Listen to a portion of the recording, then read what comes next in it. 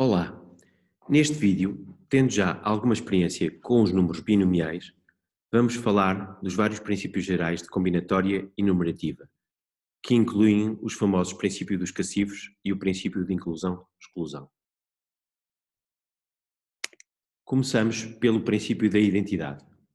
Este é um princípio bastante evidente que simplesmente diz que cada vez que encontramos uma bijeção F entre um conjunto X e o conjunto N, que é o conjunto dos naturais de 1 até N, então a cardinalidade de X é precisamente N.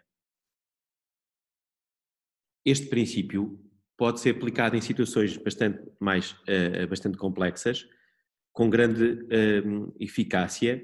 Por exemplo, foi o princípio que nos levou a calcular a cardinalidade do conjunto das partes de X, ou seja, o conjunto de todos os subconjuntos de um conjunto X dado. Nomeadamente, se temos um conjunto X finito com N elementos, então o conjunto das partes X vai se corresponder ao conjunto das N sequências no conjunto 0, 1, basicamente, e esta correspondência é uma correspondência bijetiva. Basicamente, isto resulta do facto de que podemos associar a cada subconjunto de X uma sequência de zeros e uns em que os uns correspondem aos elementos do conjunto Y, o subconjunto que estamos a considerar, e os zeros correspondem ao complementar. E da mesma forma podemos associar a um subconjunto uma função, que é a função característica, que se designa por φ de Y, que a cada X associa 0 ou 1, consoante o conjunto, o ponto X, está ou não está no subconjunto Y. Mais precisamente, a função característica é igual a 0 quando o ponto X não está no subconjunto Y e é igual a 1 quando o ponto X, o elemento X, está no conjunto Y. Esta é a função característica do subconjunto Y. E não é muito difícil de ver, isto era um exercício, que existe uma correspondência bijetiva entre subconjuntos de X e as funções características. Isto dá-nos então, também pela relação que há entre as funções e as N sequências, as funções cuja conjunto de imagem é 0, 1, e as N sequências em 0, 1, vemos então que o conjunto das partes tem cardinalidade 2 elevado a N, que é precisamente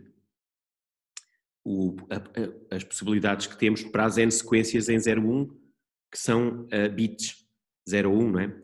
Portanto, cada sequência de bits corresponde a uma escolha de um bit em cada um dos N, os N entradas, não é? E isto corresponde a 2 elevado a N hipóteses, não é? Possibilidades. O seguinte princípio é o princípio da adição, que é também um princípio bastante simples, que é que se escrevermos o nosso conjunto X como uma união disjunta de vários subconjuntos x1 até xn, então a cardinalidade de x é a soma das cardinalidades dos subconjuntos, que se pode escrever assim, não é? E isto pode ser aplicado, por exemplo, ao seguinte problema de probabilidades. Se tivermos uma tómbola com 50 números e apostarmos 5 números e sortearmos também 5 números, qual é a probabilidade de acertar pelo menos em 3 números? Esta probabilidade pode-se dividir, pode-se calcular primeiro tomando o conjunto, o número dos casos favoráveis e dividindo pela probabilidade, pelo número de casos totais. O conjunto dos casos favoráveis, podemos chamar-lhe A, vai ser a união disjunta dos casos em que acertamos em 3 números, os casos em que acertamos em 4 números e os casos em que acertamos em 5 números. E estes conjuntos são disjuntos, porque não podemos acertar ao mesmo tempo em 3 números e em 4 números, etc. Não é? Assim, a cardinalidade do conjunto de casos favoráveis é uma soma de 3 parcelas, em que a primeira é a probabilidade de acertarmos em 3 números, que é exatamente, escolhemos 3 números dos 5 números que são sorteados, e escolhemos dois números do conjunto de que não fizemos aposta. Portanto, temos uma aposta de 5 números, não é? Escolhemos 3 que são sorteados no nosso conjunto, escolhemos 2 que são sorteados, mas que não estão no nosso conjunto, na nossa aposta. E somamos o número de casos em que acertamos em 4 elementos, que é combinações de 5, 4 a 4, na nossa aposta, e combinações de 45 a 1, que são 45, mais 1, que é o único caso em que acertamos em todos os 5 números. E a probabilidade é, como dissemos, o quociente entre esta cardinalidade dos casos favoráveis e o número de casos totais. A seguir, podemos explicar este princípio dos cacifros, que também é um princípio extremamente elementar, mas que pode ter aplicações um pouco surpreendentes, às vezes. O princípio diz que se tivermos n mais uma cartas ou mais e as distribuímos por n cacifros ou caixas, então há de ficar pelo menos um cacifro com mais de uma carta.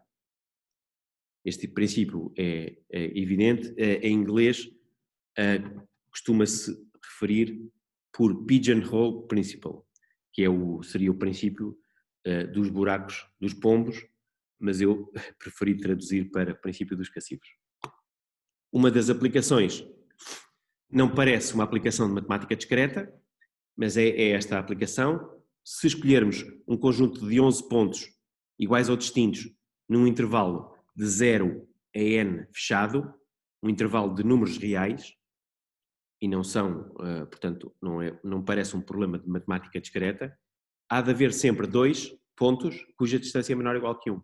Porquê? Porque este intervalo pode ser subdividido em 10 intervalos de tamanho 1,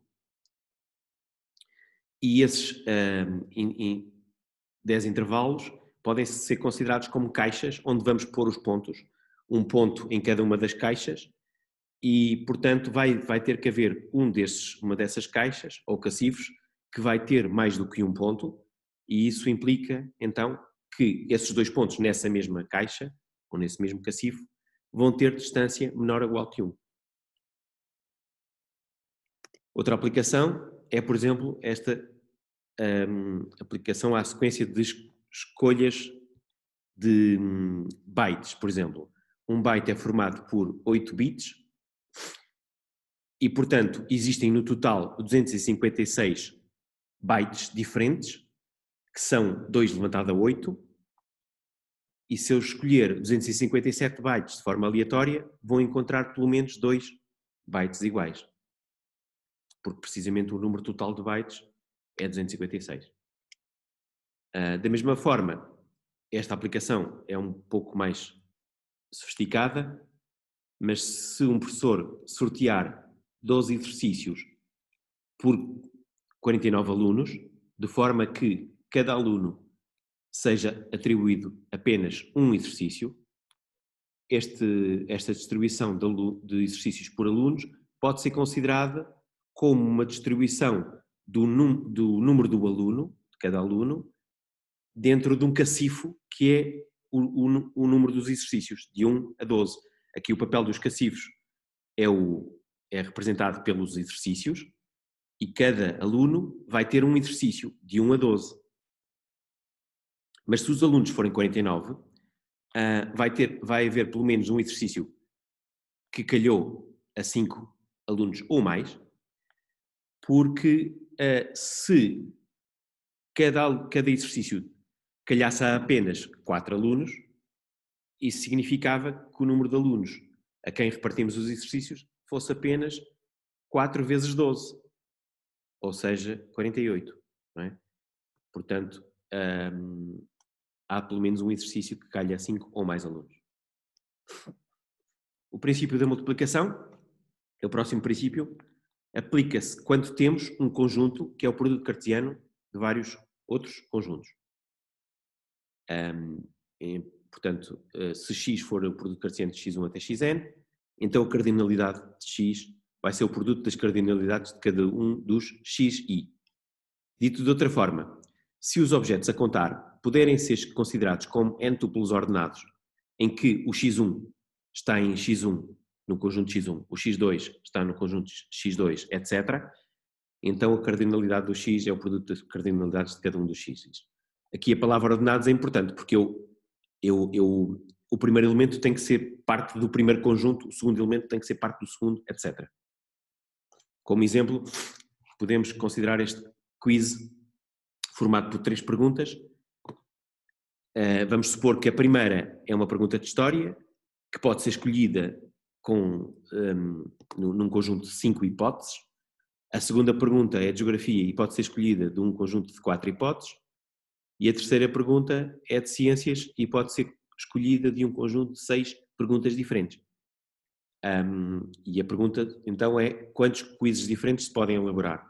Naturalmente, se podem elaborar um número de quizzes que são o número de escolhas da primeira pergunta, vezes o número de escolhas da segunda pergunta, que é o segundo conjunto, vezes o número de escolhas da terceira pergunta, que é o terceiro conjunto. Portanto, a resposta há de ser 5 vezes 4 vezes 6, que é 120.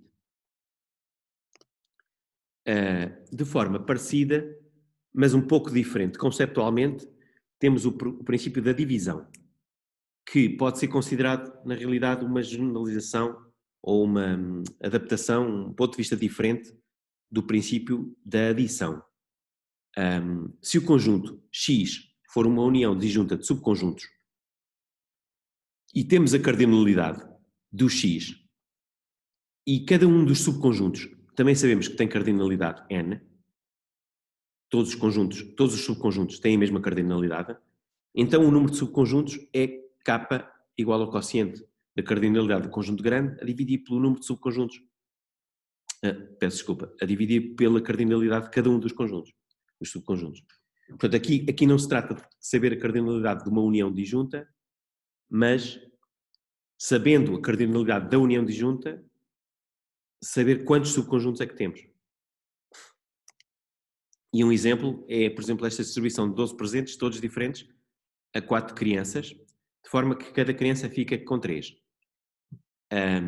E a pergunta é: de quantas formas diferentes podemos fazer esta distribuição, sabendo que uma criança não distingue entre ter uma bola e um comboio e um jogo de Legos, ou o mesmo conjunto de presentes por uma ordem diferente.